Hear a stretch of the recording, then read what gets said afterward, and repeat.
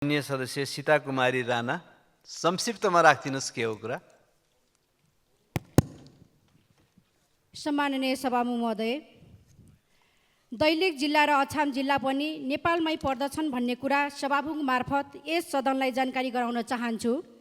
सभामुख महोदय, हाम्रा जनताले सरकारको अभिभावकत्व ग्रहण गर्ने अवसर कहिले प्राप्त गर्छन्?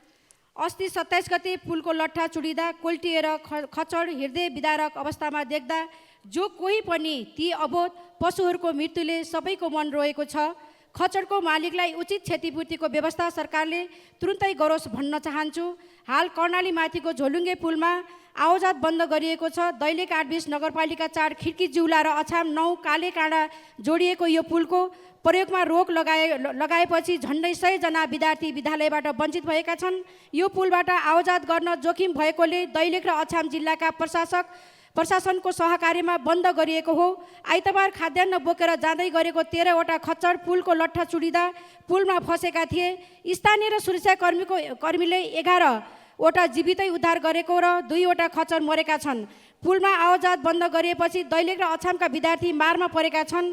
अछामका पञ्चदेउल विनायकमा रहेको चण्डिका मावि दैलेखको 8-20 नगरपालिका 4, 6, 5 वडाका 95 भन्दा बढी विद्यार्थी पढ्न आउने र त्यसै गरी पञ्चदेउल विनायक नपाबाट पनि प्राइमेरी स्कुलमा पढ्न आउने सङ्ख्या उत्तिकै रहेको छ। 100 भन्दा बढी विद्यार्थी अस्तिदेखि नै विद्यालय जान पाएका छैनन्। दैलेखबाट आउने विद्यार्थी रोकिए भने कम्तीमा 20 दिन जति विद्यालय बन्द राख्ने भनिएको छ। उक्त पुल जोड्ने 2 जिल्ला बीच आवाजात गर्नका लागि नजिकै अन्य पुलको व्यवस्था नभएको कारणले गर्दा अहिले जिल्ला प्रशासन कार्यालय दैलेख र अछामको तर्फबाट उक्त पुल भएर आवाजात नगर्न पनि सर्वसाधारणलाई सचेतना गराइए तापनि दुवै जिल्लाका बीचको अन्य नजिकै जोडिने पुल नभएको कारणले गर्दा स्थानीय बासिन्दाहरू बाध्य भएर उक्त पुलबाट नै आवाजात गर्ने बाध्यता छ। विद्यार्थीलाई लामो समयसम्म रोकेर राख्न सक्ने अवस्था पनि नभएको र तत्काल मर्मसंहार नभएको खण्डमा थप मानवीय जोखिम बढ्न सक्ने कुरा दैलेख निमित्त प्रमुख जिल्ला अधिकारी गणेश कोइरालाले जानकारी गराएका छन्। यस वर्ष छिट्टै मनसुन भित्तिने कुराले पनि थप चिन्तित बनाएको छ।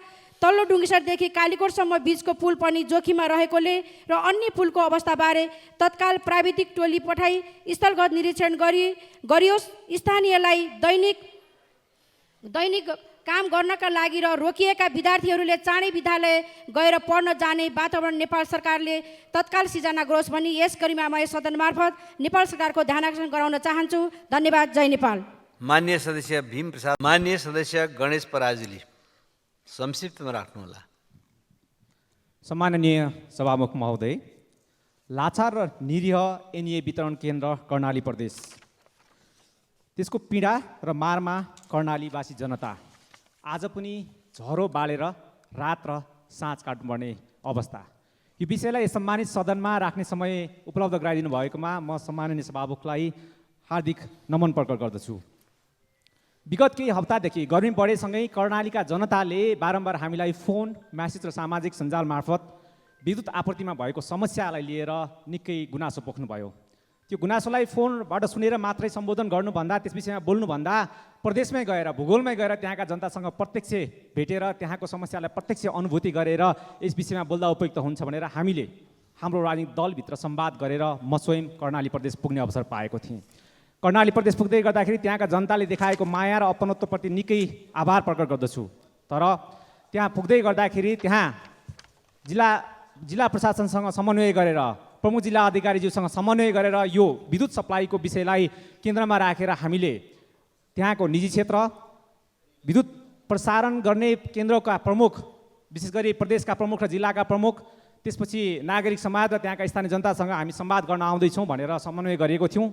र यहाँबाट जाँदै गर्दाखेरि त्यहाँको विमानस्थलबाट ओर्लिँदै गर्दाखेरि नै त्यो विमानस्थलको सर्वसाधारण यात्रा गर्ने त्यो पाटोमा, विशेष गरी सर्वसाधारणले यात्रा गर्ने पाटोमा त्यो अवस्था हेर्दै गर्दाखेरि निकै दयनीय अवस्था लाग्यो, निकै दुःख लाग्यो। हामी जेनरली भिआइपीबाट यात्रा गर्दैनौँ, भिआइपी लन्चबाट यात्रा गर्दैनौँ र आम जनता हिँड्ने बाटोबाट यात्रा गर्दै गर्दाखेरि त्यहाँको अवस्था देख्दै गर्दाखेरि निकै दया लाग्यो। त्यहाँदेखि नै मन चस्स भएको थियो। तर जिल्ला प्रशासनको सभाकक्षमा पुग्दै गर्दाखेरि त्यहाँको अवस्था देख्दै गर्दाखेरि प्रचण्ड गर्मीले एकातिर निकै अप्ठ्यारो अवस्था सिर्जना गरिराखेको थियो भने त्यहाँ सिलिङमा झुन्नाएका पङ्खाहरू नचलेर सबैको आँखा त्यहाँतिर गइरहेको थियो, शरीर पसिनाले भिजेर लतपत्त भइरहेको थियो। त्यहाँ जनताले त्यहाँको निजी क्षेत्र, त्यहाँको उद्योग धन्दा सञ्चालन गर्ने र त्यहाँका आम जनताले राखेको विषय त हामीले सुनिसकेका थियौँ। तर एउटा निकै करुणादायी विषय सुन्दै गर्दाखेरि म यो सदनलाई, यस सम्मानित सदनमा उपस्थित भएका सबै महानुभावहरूलाई नसुनाइकन रहन सकिनँ। त्यहाँ विद्युतीकरण हुने क्रममा केही ओडाहरू अहिले पनि विद्युतीकरण भर्खर हुँदै रहेछन् र एउटा ओडामा भर्खर विद्युतीकरण हुँदै गर्दाखेरि त्यहाँको जनताले भनेको कुरा, त्यहाँका नागरिकले भनेको कुरा, हाम्रो क्षेत्रमा भर्खर बिजुलीका पोलहरू टाँगिँदैछ र पोलहरू गाडिँदैछ र तारहरू टाँगिँदैछ। तर म अनुरोध गर्न चाहन्छु माननीयज्यू, हजुरले काठमाडौँ गएर सरकारलाई भनिदिनु होला, हाम्रो क्षेत्रबाट निर्वाचित भएका माननीयज्यूलाई भनिदिनु होला, ऊर्जा मन्त्रीज्यूलाई पनि भनिदिनु होला, हाम्रो ओडामा टाँगिने त्यो बिजुलीको पोलबाट कम्तीमा त्यो पानी तान्ने मोटर चल्न सक्ने बिजुली पठाइदिनु होला। कम्तीमा हामी किसानहरूले यो गाउँको सबै दुधहरू कलेक्सन गरेर हामी सानो डेरी सञ्चालन गर्न चाहन्छौँ। हामीले सङ्कलन गरेको दुधलाई बचाउनको लागि बचत गर्ने त्यो फ्रिज चल्न सक्ने बिजुली पठाइदिनु होला। त्यसो पनि गर्न सक्नु भएन भने कम्तीमा भए पनि मेरी आमा निकै बुढी भइसकेकी छिन्, जाँतो पिन्न सक्दिनन्, अब कमसेकम त्यो पिठो पिन्नको लागि ल्याएको त्यो मोटर चल्ने सानो मिल चल्न सक्ने बिजुली चाहिँ पठाइदिनु होला, यति चाहिँ भनिदिनुहोस् है सरकारलाई भनेर भन्दै गर्दा मन निकै कडक्क भएको थियो। तर त्यो हलमा रहेका अरू त्यहाँका जनमानसको अनुहारमा हेर्दै गर्दाखेरि त्यस्तो भाव कुनै परिवर्तन भएको देखिन। कारण प्रत्येक कर्णालीवासीले भोगेको यो समस्या र यो आज भोगेको होइन, निकै लामो समयदेखि 2040 सालदेखि अहिलेसम्म भोग्दै आएको समस्या रहेछ। तर हामीलाई निकै पोलेको छ। र अन्तमा भन्नुभयो म यही गाउँमा बस्न चाहन्छु, यही माटोलाई उर्वर बनाउन चाहन्छु, कमसेकम मैले यहाँ उद्यम गर्न पाएँ भने। र त्यो उद्यम गर्नुको सबैभन्दा ठुलो बाधक भनेको बिजुली सप्लाई हो। विद्युत अहिले हामीलाई सप्लाई गरिरहेको लो भोल्टेजमा भइरहेको छ, जसको कारणले हामीले ठुल्ठुला उद्योग स्थापना गर्न सकेका छैनौँ। त्यो स्थापना गरेको सानोभन्दा सानो उद्योग, मैले सकाइहालेँ सम्माननीय सभामुख महोदय, एकदमै महत्त्वपूर्ण विषयमा भर्खरै प्रवेश गर्दैछु। त्यहाँको आवश्यकता जुन यहाँले संक्षिप्तमा राख्नु होला। मैले सकाइगएँ सभामुख महोदय, कर्णाली प्रदेशमा बिजुली बत्ती बाल्नको लागि मात्र चाहिने न्यूनतम 18 मेगावाट, 17 देखि 18 मेगावाट विद्युत चाहिनेमा त्यहाँ 2040 सालमा बनेको त्यो 33 केबी प्रसारण लाइनबाट अधिकतम प्रसारण हुँदै गर्दाखेरि जम्मी 15 मेगावाट हुन्छ। तर जीर्ण त्यो संरचनाबाट प्रसारण हुँदै गर्दाखेरि आधी मात्र विद्युत प्राप्त हुने भएको हुँदाखेरि त्यसको विकल्पमा त्यहाँ चाहिने भनेको 132 केबी प्रसारण लाइन नै हो। तर यो बाँके कोहलपुर सुर्खेत यो 132 केबी प्रसारण लाइन त्यहाँ पुर्याउने भनेर 3 दशक अगाडिदेखि कुरा गरिएको, तर अहिलेसम्म पुर्याउन नसकेको र त्यो पुर्याउन नसक्दै गर्दा थुप्रै समस्याहरू सृजना भएको कारण अहिले बाँके क्षेत्रका केही जनताको त्यो गाउँबाट लाँदै गर्दाखेरि त्यहाँका जनतालाई समस्या परेको कारणले गर्दाखेरि 5-7 वटा पोल बनाउन नसकेको कारणले त्यो प्रसारण लाइन बनाउन सकेको छैन भनिएको छ। म त्यही क्षेत्रबाट निर्वाचित भएका ऊर्जा मन्त्रीज्यूलाई आग्रह गर्न चाहन्छु, सरकारलाई आग्रह गर्न चाहन्छु, यस सदनमा उपस्थित सम्पूर्ण माननीयज्यूलाई आग्रह गर्न चाहन्छु। सम्पूर्ण कर्णाली प्रदेश अन्धकार हुँदै गर्दा, लो भोल्टेज विद्युत प्रसारण हुँदै गर्दा र त्यहाँ विद्युत प्रसारण नै पूर्ण क्षमताको विद्युत प्रसारण पुर्याउन नसक्दै गर्दाखेरि सम्पूर्ण कर्णाली प्रदेश आज पनि अन्धकारमा छ। साँच्चै कर्णाली भएर बसेको छ भने हामीले यसको समाधान गर्न किन ढिला गर्ने? त्यसकारण त्यो कर्णाली प्रदेशको प्रबल सम्भावना रहेको ऊर्जा क्षेत्र, पर्यटन क्षेत्र, कृषि क्षेत्र र जडीबुटी क्षेत्रको विकास गर्नको लागि र कर्णाली जनतालाई राहत दिनको लागि चाँडोभन्दा चाँडो त्यो 132 केबी प्रसारण लाइन सम्पन्न गर्नको लागि केले रोकेको छ? म ऊर्जा मन्त्रीज्यूलाई अनुरोध गर्न चाहन्छु, यस सम्बन्धमा धेरै कामहरू भएका छन्, तर त्यहाँका जनताले महसुस हुने गरी त्यो अनुभूति गर्न पाएका छैनन्।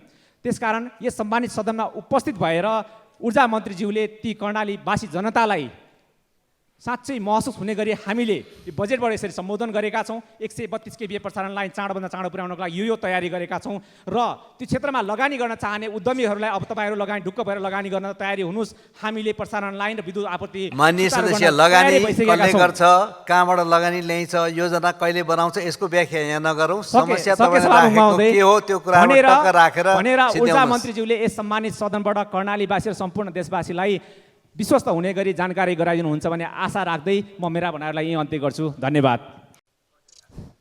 सम्माननीय सभामुखज्यू, यति बेला अमेरिका र वेस्ट इन्डिजको संयुक्त आयोजनामा T20 विश्वकप क्रिकेट प्रतियोगिता चलिरहेको छ। त्यो प्रतियोगितामा अनेकौँ खालका त्यो क्यानको नेतृत्वबाट गलत कामहरू भइरहेको र अनियमितता भइरहेको गुनासो आएको हुनाले सरकारले यथाशीघ्र त्यसलाई रोक्नुपर्ने जरुरी भएकोले मैले कुरा उठाउन खोजिरहेको छु।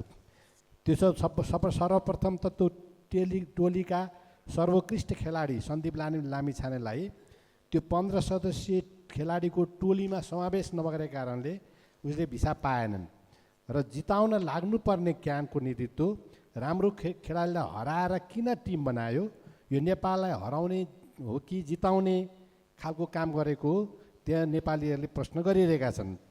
अब यो 10 जना त्यो टोलीमा जाने सपोर्टिङ ग्रुप स्टाफ भन्ने हुन्छ, त्यसमा एउटा डाक्टरको अनिवार्य त्यहाँ राख्नुपर्ने हुन्छ। त्यो डाक्टरलाई कटाएर एकजना महिलाको नाम राखेर त्यहाँ पठाइयो, जसले गर्दा आइसिसीले त्यसलाई अस्वीकार गर्यो, जसले नेपालको प्रतिष्ठामा ठुलो आघात पारेको छ। खेलाडीको साख बेचेर खेलाडीलाई होटलमा उभ्याएर त्यहाँ चन्दा उठाएर दुरुपयोग गरिएको भन्ने गुनासो आएको छ। अनि अवैध रूपमा जर्सीहरू अमेरिका लगेर नेपालीहरूलाई महँगोमा बिक्री गरेको र त्यो रकम पनि हिनामिना गरेको भन्ने गुनासाहरू आएका छन्। खेलाडीले हस्ताक्षर गरेका ब्याट र टी सर्ट मर्यादाहीन ढङ्गले बिक्री गरी हिनामिना गरेको भन्ने कुरा पनि आएका छन्। र अमेरिकामा बस्ने नेपालीबाट अवैध रूपमा चन्दा उठाई क्यानको खातामा नराखी दुरुपयोग गरेको भन्ने गुनासो आएको छ। र $80 पर्ने यो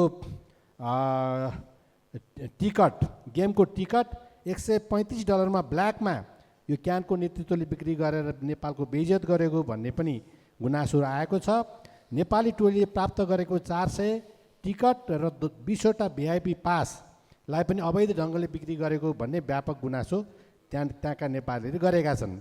यसरी क्यानको नेतृत्वले नेपाललाई र नेपालीको बेइज्जत गर्ने काम गरेको, आर्थिक अपचलन गरेको, नेपाललाई जिताउन होइन हराउन भूमिका खेलिरहेको र खेलाडीहरूलाई शिर निहुराएर हिँड्नु पर्ने स्थिति बनाएको खेलाडीहरूको गुनासो रहेको छ। त्यसैले केही दिन अघि प्रधानमन्त्रीको कार्यालयको लेटर प्याड दुरुपयोग गरेर विश्वकप हेर्न अमेरिका पठाइदिने भन्दै मानव तस्करीको कोसिस गरिएको कुरा प्रधानमन्त्री कार्यालयले रोकेको थियो। त्यो आरोप पनि यो क्यानको नेतृत्वकै मिलोमतोमा भएको भन्ने गुनासो आइरहेको छ। त्यसैले आइसिसी T20 प्रतियोगितामा नेपाललाई हराउन गरिएको षड्यन्त्र र आर्थिक अनियमितता र भइरहेका जुन आरोप लागिरहेको छ, त्यो नेपालको शिर निहुराउने भएका यस्ता अनेकौँ गलत क्रियाकलापको सन्दर्भमा निष्पक्ष एउटा छानबिन आयोग गठन गरेर सरकारले यथाशीघ्र छानबिन गरोस् र दोषीमाथि कारबाही गरोस् भन्ने माग गर्न चाहन्छु। धन्यवाद। मान्य सदस्यहरू, अब शून्य समयको कार्यक्रम प्रारम्भ हुन्छ। शून्य समयमा बोल्न चाहनुहुने मान्य सदस्यहरूको लागि 1 मिनटको समय निर्धारण गरिएको छ।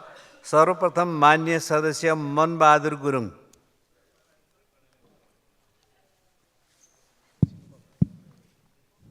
सम्मानीय सभामुखज्यू, पोखरा अन्तर्राष्ट्रिय विमानस्थल हालसम्म पनि अन्तर्राष्ट्रिय उडान हुन नसक्नुको कारण के होला? सरकारले चाहेमा नेपाल एयरलाइन्स त उडाउन सकिन्थ्यो होला नि। अब 2081-82 को नीति कार्यक्रममा पनि नसमेट्नु, बजेटमा पनि सम्बोधन नगरिएको कतै सरकारको नियत त होइन। यदि होइन भने सरकारले तुरुन्तै अन्तर्राष्ट्रिय विमान उडानमा पहल गर्नु पर्यो भन्दै सभामुखमात्र सरकारको ध्यान आकर्षण गर्दछु। धन्यवाद। मान्य सदस्य मनिष झा। सम्मानीय सभामुख महोदय, ब्रिटिस सरकारले नेपाललाई सन् 1994 मा 1935 मा जनकपुर जयनगर रेलवेका लागि वैदेही र खजुरीमा कारखाना स्थापना गरिएको र कारखानामा रेलवे इन्जिन थन्काइएको छ। यसमा हामीले हेर्दै गर्दा यसमा इन्जिनहरू हामीलाई पहिला कोइलाबाट चल्ने इन्जिनहरू राखिएको छ र जुन यो इन्जिनहरू बेयर पिकअप र यो विभिन्न कम्पनीहरूले म्यान्चेस्टरमा, जर्मनीको बर्लिनमा निर्माण गरिएको र 1994 तिर यसमा चाहिँ सम्बन्धित जसले हामीलाई यो उपहार दिनुभएको थियो उहाँहरूले आएर हामी यसलाई आफ्नो सङ्ग्रहालयमा लिएर जान चाहन्छौँ भनेर पनि भन्नुभएको थियो। हामीले उहाँहरूलाई पनि दिएनौँ र आफूले पनि यसलाई संरक्षण गरेर सङ्ग्रहालय बनाएर राख्न सकेका छैनौँ। यो भग्नावशेषहरू हाम्रो 95 वर्ष पुरानो इतिहासलाई हामीले संरक्षण। मान्य सदस्य महेश कुमार बर्तौला। सम्मान्य सभामुख महोदय, नेपालको संविधानको धारा 35 मा स्वास्थ्य सेवालाई मौलिक हकका रूपमा राखिएको छ। यो व्यवस्था अन्तर्गत आकस्मिक स्वास्थ्य सेवाबाट कसैलाई वञ्चित गरिने छैन भन्ने व्यवस्था छ। त्यसै गरी सबै नागरिकहरू स्वास्थ्य सेवामा समान पहुँचको सुनिश्चितता गरिने भनेर संविधानमा व्यवस्था गरिएको छ। तर हाम्रा केन्द्रीय ठुला सरकारी अस्पतालहरू जहाँ सामान्य अपरेसन हर्नियाको पत्थरीको अपरेसन गर्न पऱ्यो भने पनि 9 महिनासम्म कुर्नुपर्छ। वीर अस्पताल होस्, टिचिङ अस्पताल होस्, पाटन, सिभिल, त्यसै गरी मानव अङ्ग प्रत्यारोपण, भक्तपुरको क्यान्सर अस्पताल, साना वा ठुला प्रकृतिका सबै रोगको यस प्रकारले 9 महिनासम्म कुर्नुपर्ने, वर्षौँ कुर्नुपर्ने जे अवस्था छ, यसका लागि नेपाल सरकारले सम्बन्धित अस्पतालहरूको क्षमता अभिवृद्धिका लागि, आवश्यक जनशक्ति व्यवस्थापनका लागि विशेष पहल गरोस्। यो काठमाडौँ केन्द्रित अस्पतालको मात्रै होइन, देशैभरिका सरकारी अस्पतालहरूको क्षमता अभिवृद्धिमा जनशक्ति। मान्य सदस्य महेश बस्नेत।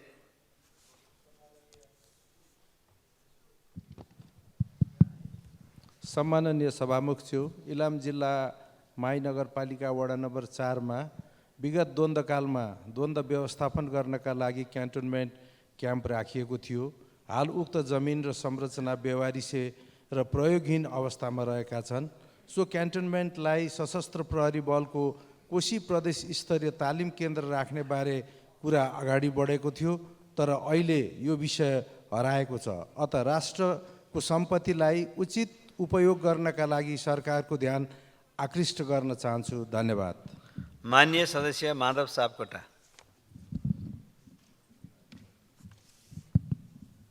सम्माननीय सभामुख महोदय, म सिन्धुपाल्चोकबाट सम्मानित संसदमा प्रतिनिधित्व गर्छु।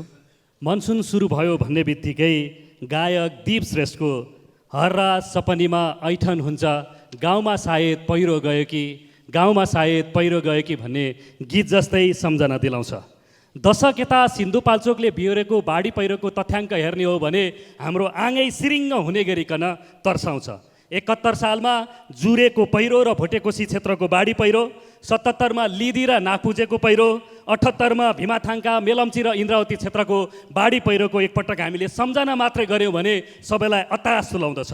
त्यसैले भूकम्पले हल्लाएर थिलो थिलो बनाएको सिन्धुपाल्चोकलाई 2 पटकसम्म सङ्कटग्रस्त जिल्लाका रूपमा घोषणा गरियो, तर अहिलेसम्म ढुक्क हुने गरिकन त्यस क्षेत्रमा काम गरिएन। त्यसैले म फेरि एकपटक नेपाल सरकारलाई गम्भीरतापूर्वक ध्यान आकर्षण गराउन चाहन्छु कि राष्ट्रिय विपद जोखिम न्यूनीकरण तथा व्यवस्थापन प्राधिकरण NDRRMA र सुरक्षा निकायलाई साधन स्रोत सम्पन्न बनाएर यसका बारेमा उचित पहल गरियोस्। धन्यवाद। मान्य सदस्य मुक्ता कुमारी यादव। सम्माननीय सभामुख महोदय, सिरहा धनुषा जोड्ने कमला नदीको पुल होलाकी राजमार्गमा सागहारा बसबिटा र बेमर्खी पटेरवा चिकना भेरिया बीच कमला नदीको पुलको काम कछुवा गतिमा भइरहेको छ। सागहारा बसबिटा जोड्ने पुल एकपटक बनेर फेरि उद्घाटन नै नभएर भत्किसकेको छ। त्यो पुलको अनुगमन निरीक्षण गर्न सम्माननीय प्रधानमन्त्री समेत भौतिक मन्त्री पटक पटक जानुभएको छ, तर त्यो पुलको काम एकदमै कछुवा गतिमा भइरहेको छ। सो पुलको काम समयमै सम्पन्न गर्नको लागि म सम्बन्धित मन्त्रालयलाई हार्दिक अनुरोध गर्दछु। धन्यवाद। जय नेपाल। माननीय सदस्य मेटमणि चौधरी। सम्माननीय सभामुख महोदय, दाङ जिल्ला राप्ती गाउँपालिका वडा नम्बर 1 भालुबाङ बजारको मनकला देवी गेवाली लगायत 16 घर परिवारले हातमा लाल पूर्जा लिएर न्यायको लागि कहिले गृह मन्त्रालय त कहिले सशस्त्र प्रहरी बलको हेडक्वार्टर धाउँदै आफ्नो नामको जग्गा प्राप्तिको लागि सङ्घर्ष गरिरहनु भएको छ। तर अहिलेसम्म न जग्गा प्राप्ति भयो न त कुनै प्रकारको आश्वासन प्राप्ति भयो, त केवल दुःख, राज्यप्रतिको आक्रोश, निराशा र थकानबाट निस्किने सुस्केर र अपेलित महसुस अनि निन्याम्रो अनुहार। 2057 सालमा 16 घर परिवारले बसोबास गरिरहेको जमिनबाट जनताहरूलाई जबरजस्ती लखेटेर सशस्त्र प्रहरी बल भालुबाङले 6 बिघा 7 कट्ठा 12 धुर लाल पूर्जा भएको जग्गा आफ्नो नियन्त्रणमा लियो। अहिले पनि जनताको नाममा रातो पूर्जा छ, नियमित तिरो तिर्नुहुन्छ, तर उपभोगको पाटो एउटा देशको कथा जस्तै बनेको छ। द्वन्द्व सकियो, अब जग्गा छोड्नुस् भन्दा उल्टै धम्कीको सामना गर्नु परिरहेको छ। के राज्यको सुरक्षा? मान्य सदस्य मेनका कुमारी पोखरेल।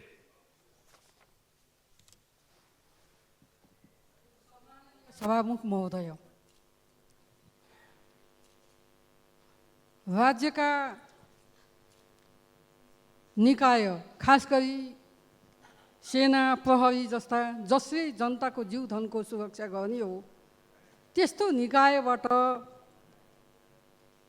विभिन्न घटनाहरू, हिंसाका घटनाहरू हुने गरेका छन् र दाङमा मात्रै 3वटा त्यस्ता घटनाहरू घटेका छन्। विभत्स घटना, परिवारको हत्या भएको छ, बालबच्चाको हत्या भएको छ।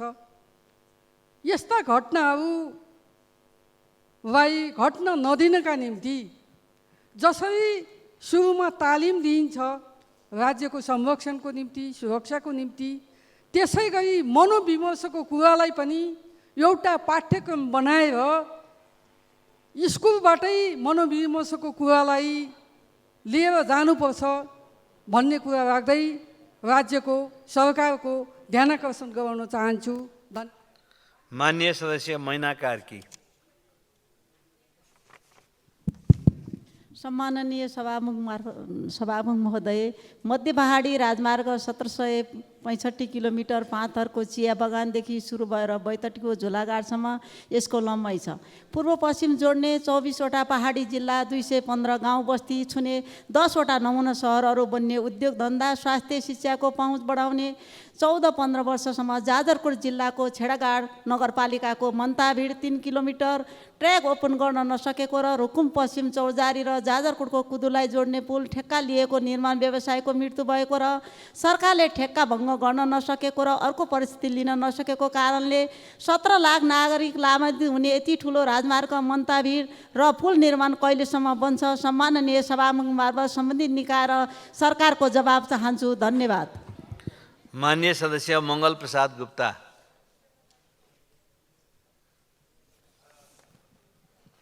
सम्माननीय सभामुख महोदय, स्थानीय सरकार संचालन ऐन 2074 को परिच्छेद 9 को दफा 54 अनुसार कानुन बमोजिम गाउँपालिका तथा नगरपालिकाले आफ्नो अधिकार क्षेत्रभित्र कुनै कर लगाउन र उठाउन पाउने छैन भन्ने प्रश्न व्यवस्था भएको हुँदा पनि कृष्णा नगरपालिकाले विदेशबाट सवारी साधनमा कर कुन ऐन नियमबाट उठाइरहेको छ? साथै अख्तियार दुरुपयोग अनुसन्धान आयोगले पनि अनियमित कर नउठाउने प्रश्न सुझाव दिएको छ। यस कृष्णा नगरपालिकाले ट्रक, बस, पिकअपबाट उठाएको केही रकम मात्र नगरपालिकामा जम्मा भएको देखिन्छ र जीप, कार र अन्य साधनको रकम जम्मा भएको देखिन्न। यसकारण अवैधानिक कर वसुली तुरन्त बन्द गरी यस्ता निर्णय गरेका व्यक्तिहरूलाई उचित कारवाही गर्न अनुरोध छ।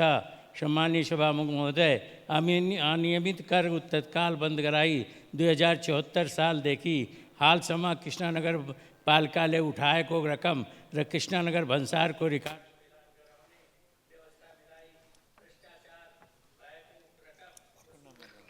माननीय सदस्य रघुजी पन्त। सभामुख महोदय, पिआर भएका कर्मचारी, ब्युरोक्र्याट लगायतको दोहोरो नागरिकता छ कि छैन छानबिन गर्न भनेर अख्तियारले लेखेको चिठीले प्रधानमन्त्री कार्यालयमा बाटो बिरायो, अलमोल रे कता कता। त्यो बल्ल बल्ल त्यो फेला त पर्या छ रे र फेला परेर पनि त्यसलाई कारबाहीको लागि अब लेखिएको छ भन्ने पढ्न पाइएको छ समाचार पत्रहरूमा। को हुन्? केही विशिष्ट श्रेणीका कर्मचारीहरू पनि त्यसमा छन् रे। नेपाली सरकारको नुन खाँदा खाँदै विदेशीको नागरिकता लिन पनि रहर लाग्ने महानुभावहरू को रहेछ त्यो हामीले चिन्न पाउनु पर्यो। त्यो अख्तियारको कारबाहीमा सम्बन्धित प्रशासनले छिटो कारबाही गरेर त्यसको जानकारी संसदलाई दिइयोस्। धन्यवाद। माननीय सदस्य रणकुमारी बलमपाकी मगर। सम्माननीय सभामुखज्यू, आर्थिक वर्ष 81-82 को बजेट विनियोजन गर्दा मेरो जिल्ला सिन्धुलीमा बनिरहेको मरिन डाइभर्सन र त्यही जिल्ला भएर जाने मदन भण्डारी राजमार्गमा बजेट विनियोजन गरिदिनु भएकोमा हामी सिन्धुलीवासीको तर्फबाट हार्दिक आभार व्यक्त गर्न चाहन्छौँ। साथै बजेट अभावमा भिमानदेखि तीनपाटन, धापचौकी र सुली भन्ज्याङ जोड्ने बाटो बजेटको अभावमा लामो समयदेखि बन्न सकिरहेको छैन। त्यसै गरी सिन्धुली र रामेछाप जोड्ने नवलपुरको पक्की पुल अलपत्र अवस्थामा छ। यस्ता पुराना योजनाहरू पुरा गर्न म सभामुख मार्फत अर्थमन्त्रीको ध्यानाकर्षण गराउन चाहन्छु। धन्यवाद। माननीय सदस्य रणेन्द्र बराली।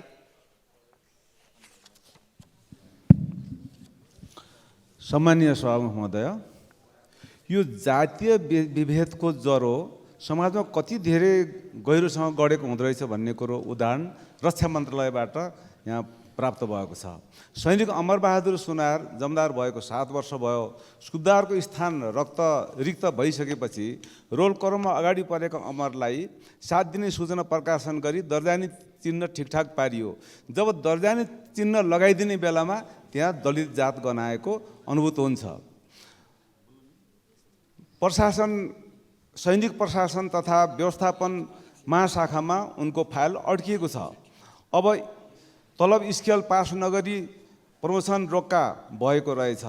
त यसरी समाजमा जातीय कारणले विभिन्न किसिमको जुन घटना घटेको छ, यसमा सभामुख मार्फत म समेत निकालेर ध्यान आकर्षण गराउँछु। अर्को कुरो, महिला बालबालिका मन्त्रालय अन्तर्गत डुम समुदायको परम्परागत पेसा चोया बाँसको विकास कार्यक्रम भनेर 3 ठाउँमा डुम लेखिएको छ। माननीय सदस्य रञ्जु कुमारी झा। सम्माननीय सभामुख महोदय, आज म माननीय अर्थमन्त्रीजीको प्रशंसा गर्नै पर्ने रहेछ, किनभने नीति तथा कार्यक्रम पेश भएपछि र बजेट वक्तव्य अगाडि उहाँले जुन हामी सबै मान्य सदस्यहरूबाट 5 वटा योजना माग्नुभयो र त्यो योजना 5 करोडको माग्नुभयो र त्यसमा मलाई लाग्छ लगभग 3 करोड जतिको योजना लगभग सबैको पर्या होला, लगभग 5 करोड पर्या हो र म आफ्नो 3 करोड जति देखेँ। त्यसकारण म उहाँलाई धन्यवाद दिन चाहन्छु। म योभन्दा पहिला पनि संविधान सभाको सदस्य थिएँ, करोडको योजना कहिले पर्या थिएन, यसपालि मात्रै परेकोले म आज बोल्नलाई बाध्य भएँ अनि त्यसको लागि उहाँलाई धन्यवाद दिन चाहन्छु, नेपाल सरकार लगायत अर्थमन्त्रीज्यूलाई। सामान्य सभामुख महोदय, योभन्दा अगाडि पनि म गम्भीर विषयहरू उठाइसकेका छु 0 आवरमा, तर ती विषयहरूप्रति सरकारको जवाब पाएको छैन। त्यसकारण नेपाल सरकारका जिम्मेवार मन्त्रीहरूसँग जवाबको पनि अपेक्षा राख्छु। र सामान्य सभामुख महोदय, मध्य प्रदेशमा जुन अहिले गर्मीले प्रचण्ड। माननीय सदस्य राजेन्द्र कुमार केसी। सभामुख महोदय, नेपाल सरकारको निर्णयले 11 जना राजदूतहरूलाई एकै मुष्ट फिर्ता बोलाइएको छ। सभामुख महोदय, राजदूतको नियुक्ति प्रक्रिया केवल सरकारको मात्रै होइन, यो सुनवाई समितिको सुनवाई र अनुमोदन पश्चात मात्रै राजदूतको नियुक्ति हुने गर्छ। र यो अवस्थामा जनरली चाहिँ 3 किसिमले मात्रै राजदूत फिर्ता गराउने संसारको चलन छ। एउटा राजदूतको आचरण बिग्रेमा, 2 मुलुकको चाहिँ सम्बन्ध बिग्रेमा र यो अवस्थामा मात्रै फिर्ता हुने स्थितिमा, अथवा त्यो राजदूतको आचरण बिग्रेमा। तर एकमुष्ट बिना कारण राजदूत बोलाउनु यो नेपालको कूटनैतिक असक्षमता हो र म सुनवाई समितिले पनि यसको नियुक्ति प्रक्रियामा अगाडि बढ्ने भएको हुनाले जसले हायर गर्यो उसले फायर गर्ने पनि हो। सुनवाई समितिको अनुमोदनले मात्रै सुनवाई पश्चात राजदूत नियुक्ति हुने भए हुनाले म सुनवाई समितिको पनि ध्यान आकर्षण गर्न चाहन्छु। के कारणले 11 जना चाहिँ माननीय सदस्य रामकुमार राई।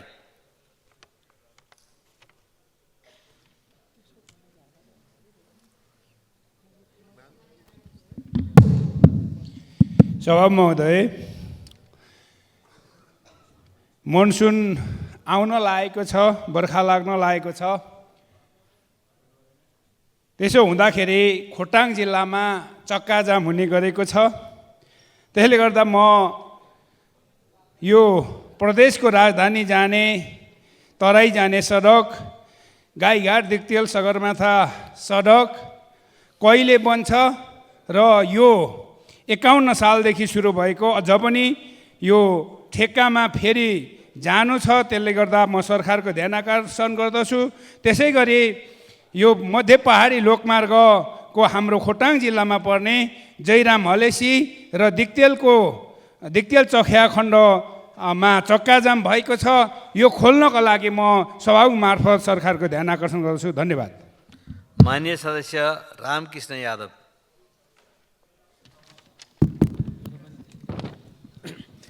सामान्य सभामुख महोदय, देशमा सुशासन, पारदर्शिता र विधिको शासन हराएको जस्तो छ। भर्खर सांसद भनेर जानुभएको छ, सरकारले 11 देशमा राजदूतहरू फिर्ता बोलाउने निर्णय गरेको छ।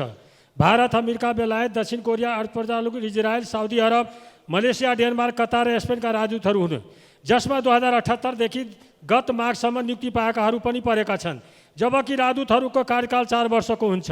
यसले के देखिन्छ भने सरकारले कुनै पनि राजदूतको कार्यशैली भन्दा पनि सिधै दलगत आधारमा राजदूत फिर्ता बोलाउने राम्रो होइन। सरकारको समीकरण परिवर्तन हुने बित्तिकै राजदूतहरू फिर्ता बोलाएपछि कूटनीतिक क्षेत्रमा अस्थिरता निम्ति आएको छ। यसले अन्तर्राष्ट्रिय रूपमा पनि मुलुकको छविका लागि राम्रो गरेको छैन, किनभने राजदूतहरूको भूमिका दुई देशीय सम्बन्ध सुदृढीकरण र त्यहाँ रहेका नेपाली नागरिकताका लागि सहजीकरण गर्ने मात्र होइन, सहायता एवं नेपाली लगानी भित्राउने, व्यापार व्यवसाय बढाउने जस्ता काम पनि गर्नुपर्ने हुन्छ। तसर्थ सभामुख महोदय मार्फत सरकारबाट यसको जवाब संसदलाई दियोस् भन्ने आग्रह गर्न चाहन्छु। धन्यवाद। माननीय सदस्य रामनाथ अधिकारी।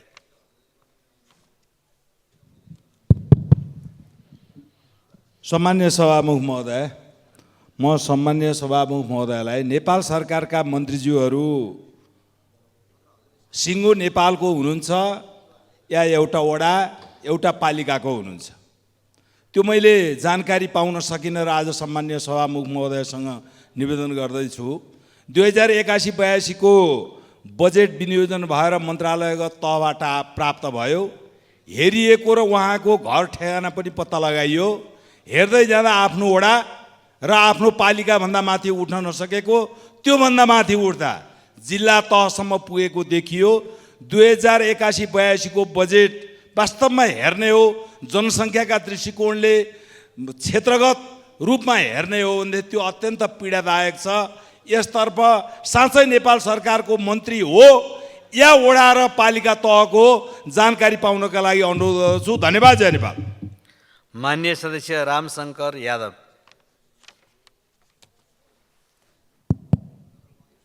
सामान्य सभामुखज्यू, अहिले तराईतिर खाने पानीको समस्या छ, तत्कालै हल गर्नुपर्ने अवस्था छ। अब किसानलाई खेतीपातीको समय आइसकेको हुनाले बिउ खाद समयमा नै उपलब्ध गराउनु पर्यो र बर्सातको समय पनि आइसकेको हुनाले म पटक पटक बलान नदीको नियन्त्रण सम्बन्धमा कुरा उठाइसकेको छु। तर हाल आज पनि म सामान्य सभामुख मार्फत सिराहा क्षेत्र नम्बर 1 मा पर्ने बलान नदीको नियन्त्रण गरी त्यहाँको आम जनमानसको जीव, धन, जमिन, सडकको बचाव गरियोस् भन्ने सम्बन्धित निकायलाई अनुरोध गर्छु। धन्यवाद।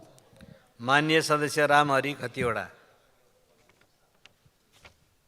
सभामुख महोदय, ओखलढुङ्गाको खिजी चण्डेश्वरीमा 2074 पछाडि एउटा एयरपोर्ट निर्माण भएको थियो। तत्कालीन पर्यटन मन्त्री हेलिकप्टर र एक दिन प्लेन लिएर हामी त्यहाँ गऱ्यौँ। त्यसपछि त्यो सदाका लागि बन्द भएको छ। त्यसलाई 12 महिना सधैँ चल्ने एयरपोर्टका रूपमा विकास गर्न पर्यटन मन्त्रालयको ध्यान जाओस् र यथेष्ट बजेटको व्यवस्था गरियोस्। सम्माननीय प्रधानमन्त्रीज्यू हिजो केही दिन पहिले भारत भ्रमण पुगेर आउनुभयो। संसद चलिरहेको बेलामा प्रधानमन्त्रीले संसदमा आएर आफूले गरेको देशको भारत भ्रमणको जानकारी दिनुपर्छ पर्दैन। 1 to 1 प्रधानमन्त्री भारतको प्रधानमन्त्रीसँग भेट्दा एउटा नौलो मान्छे कानुन मन्त्री जानुभएको थियो, उहाँभन्दा पनि बाहिर प्रोटोकल बाहिरको मान्छे राखेर बस्नु भएको देखियो। यसको बारेमा पनि प्रधानमन्त्रीको हामी जवाब चाहन्छौँ। निजामती कर्मचारी र सार्वजनिक पद धारण गरेका व्यक्तिहरूको विदेशी नागरिक र आवासीय अनुमतिको कुराहरू आएको छ। सरकारले को व्यक्तिहरू त्यस्ता छन्, छिटो श्वेत पत्र जारी गरोस् भनेर। माननीय सदस्य रूपा सोशी चौधरी।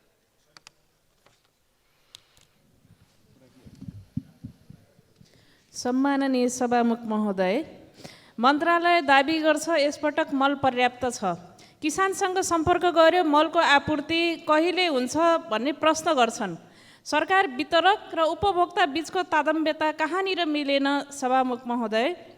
वितरकले मल लुकाएको हो कि अथवा वितरकसम्म सरकारले मल पुर्याउन नसकेको हो? यसबारे कहाँ, कहिले र कसरी भन्ने विषयमा स्पष्ट पारिदिन सभामुख महोदय मार्फत सम्बन्धित मन्त्रीज्यूलाई आग्रह गर्दछु। धन्यवाद। माननीय सदस्य रोशन कार्की। सम्माननीय सभामुख महोदय, मैले एउटा उखान सुनेको थिएँ, आफ्नो हात जगन्नाथ भन्ने। यहाँ यस्तै एउटा घटना घटेको छ, मन्त्रीज्यूहरूले बजेट जति सबै आफ्नै जिल्लामा लाने। हामी के गर्ने?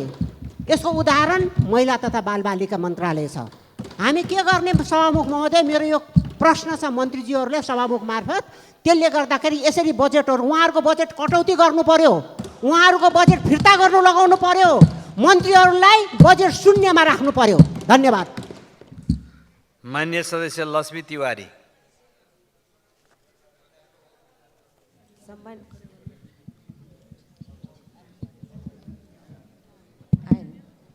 सम्मानित सभामुख महोदय, सोमबार 4-5 बजे नेपालगञ्जबाट काठमाडौँ आउँदै गर्दा एयरपोर्टको वास्तविक चित्रण म हजुरहरू सामु राख्न चाहन्छु।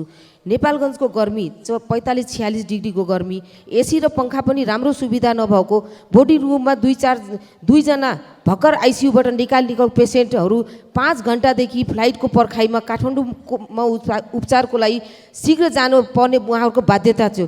त्यो दृश्य देख्दाखेरि मलाई पनि एकदम असहाय भयो। म आफै पनि बुझिराख्दाखेरि कर्मचारीहरूले हामीलाई नभनिदिनुहोस्, यो 2 महिनादेखि यस्तो बार भइरहेछ, तर त्यसको नाम चाहिँ एयर ट्राफिक भनिन्छ। मलाई पनि सोद्धाखेरि पहिला उहाँहरूले त्यही नै भन्नुभएको थियो, पछि बुझ्न जाँदाखेरि त त्यो सञ्चार सेट बिग्रेकै कारण रहेछ। 2 महिनादेखि उहाँहरूले कर्मचारीहरूले ताकेता गर्दाखेरि पनि त्यो नबनाइरहेको अवस्था छ। सभामुख महोदय, उहाँ त्यहाँ बसिराख्दाखेरि भोक प्यास लाग्नु स्वाभाविक हो। 20 रुपियाँको पानीलाई 60 रुपियाँ पर्छ, 100 रुपियाँको चाउमिनलाई 380 रुपियाँ पर्छ। त्यो सबै मान्य सदस्य लालप्रसाद सावान लिम्बू। सम्माननीय सभामुख महोदय, हुलाकी राजमार्ग नेपालको दक्षिणी बेल्टमा बसोबास गर्ने नेपाली नागरिकहरूको लागि लाइफलाइनको रूपमा विकसित हुँदै गइरहेको छ। झापा जिल्लाको मध्य भागमा रहेको कन्काई नदीमा हुलाकी राजमार्गको खण्डमा पुल निर्माण थालनी भएको अब 13 वर्ष हुँदैछ। सम्मान्य सभामुख महोदय, मैले यस संसदमा पुल निर्माणले गति पाएन, गति लिएन, तुरुन्त बन्नुपर्छ भनेर धेरै पटक यो सरकारको ध्यान आकर्षण गरेको छु। सभामुख महोदय, सायद यो पुलको नाम गिनिज बुकमा लेखिन्छ होला, सबैभन्दा धेरै वर्ष लगाएर बनेको पुल भनेर। यसरी एउटा पुल निर्माणको लागि 12-15 वर्ष लगाउने हो भने कसरी हामीलाई आम नेपालीहरूको समृद्धिको चाहना सपना पुरा गर्न सक्छौँ? सभामुख महोदय, त्यसो भएको हुनाले हुलाकी राजमार्गको अन्तर्गत कन्काई नदीमा बनिरहेको पुल तुरुन्त सम्पन्न होस् भनेर सभामुख मार्फत म सरकारको। माननीय सदस्य लालवीर चौधरी। सम्माननीय सभामुख महोदय, कृषि प्रधान देश नेपाल अब बर्खा लागिसक्यो। किसानहरू मलको लागि छटपटाइरहनु भएको छ। मल वितरण प्रणाली साल्टेनिङ र कृषि सामग्री संस्थानबाट सिधै चाहिने गाउँपालिका स्थानीय सरकारमा जान्छ। स्थानीय सरकारले अनि सहकारीलाई दिन्छ, सहकारीबाट बल्ल मात्र चाहिने किसानले पाउने गर्ने गरेका छन्। त्यसैले बिजनेस भएको बुझिन्छ। अब साल्टेनिङ र कृषि सामग्री संस्थानबाट किसानहरूले प्रत्यक्ष मल पाउनु पर्यो। सभामुख महोदय, र म पटक पटक यो बर्दिया जिल्लाको बाघको आक्रमणबाट 5 जना ज्यान गुमाइसक्नु भएको छ। उहाँहरूलाई 1 वर्ष हुन लागिसक्यो। नेपाल सरकारले दिने राहत 10 लाख रुपियाँ अहिलेसम्म पनि नदिएको अवस्थामा सिडिओ साहबसँग सम्पर्क गर्दा त्यो नपाएको अवस्था छ। त्यो राहत छिटोभन्दा छिटो नेपाल सरकारले दियोस् भन्ने चाहन्छु। धन्यवाद। मान्य सदस्य लेखनाथ दाहाल। सम्मानीय सभामुख महोदय, संविधानले व्यवस्था गरेको मौलिक हकभित्र स्वास्थ्यको हक पनि पर्छ। पछिल्लो समय नेपालमा गम्भीर प्रकृतिका रोगहरू, क्यान्सर लगायतका गम्भीर प्रकृतिका रोगहरू आम नागरिकमा व्याप्त देखिन्छ। सरकारी अस्पताल सम्पन्न र पहुँचवालाका मात्र भएका छन्। सरकारी अस्पतालभित्र विपन्नको त्यहाँ पहुँच हुँदैन, विपन्नले बेड पाउँदैन, आइसियु भेन्टिलेटर पाउँदैन। त्यस कारणले गर्दा कमसेकम विपन्न नागरिकहरूलाई गरिबी परिचय पत्र वितरण गरी गरिबीको रेखामुनि रहेका नागरिकहरूलाई गरिबी परिचय पत्र वितरण गर्ने र त्यो गरिबी परिचय पत्रकै आधारमा विपन्न नागरिकले निशुल्क र चाहिँ गुणस्तरीय सेवा प्राप्त गर्ने उद्देश्यले विपन्न नागरिक अस्पताल खोल्ने र विपन्न नागरिकले मात्र चाहिँ त्यो अस्पतालभित्र उपचार गर्ने व्यवस्था गर्नको निम्ति म सम्मानीय सभामुख मार्फत नेपाल सरकारको ध्यानाकर्षण गराउँछु। धन्यवाद। माननीय सदस्य बिजुला राय बाजी। सम्माननीय सभामुख महोदय, यो बजेट अधिवेशनमा सारा जनताको ध्यान यतै तानिएको छ। सरकारले आफ्नो क्षेत्र, भूगोल, वर्ग, समुदायको समुचित विकास गर्ने अवसर दिन्छ या दिँदैन? जनताका प्रतिनिधि र स्थानीय तहले सिफारिस गरिएका योजना परेनन् भन्ने चासोले दिनरात फोन आउने गर्छ। यता बजेट विनियोजन भइसक्यो, अझै पनि समावेश गरिदिनु भन्दैछन्। सबै क्षेत्रका जनताले सरकारलाई कर तिर्छन्, आशा भरोसा र अधिकार पनि राख्दछन्।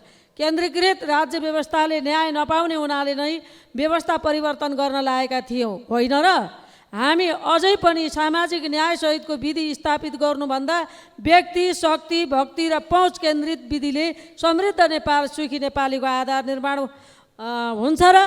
श्रमजीवी जनताको भावनालाई सम्मान गर्न सिकौँ, वैज्ञानिक, पारदर्शी र न्यायपूर्ण विधि स्थापित गर्न सुरुवात गरौँ, योजनामा परिमार्जन गरौँ। नेपाली संस्कार भान्सेले आफू मिठो मिठो खाएर नुन पानी थपे जस्तो त।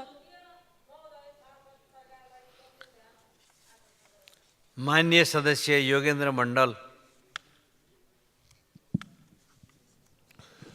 सम्मान्य सभामुख महोदय, नेपालको मुख्य बाली मध्ये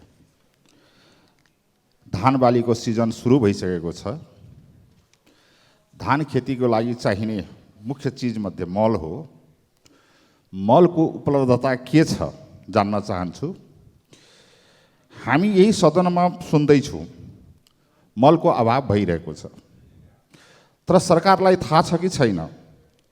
तातो पानी भन्सारको गोदाममा विगत 1 वर्षदेखि 2300 टन मल थन्किरहेको छ। थन्किएर बसेको मल स्थानीय निकाय वा किसानको घरमा पुग्नुपर्ने होइन र? धन्यवाद। माननीय सदस्यहरू, शून्य समयमा मान्य सदस्यहरूले बोल्ने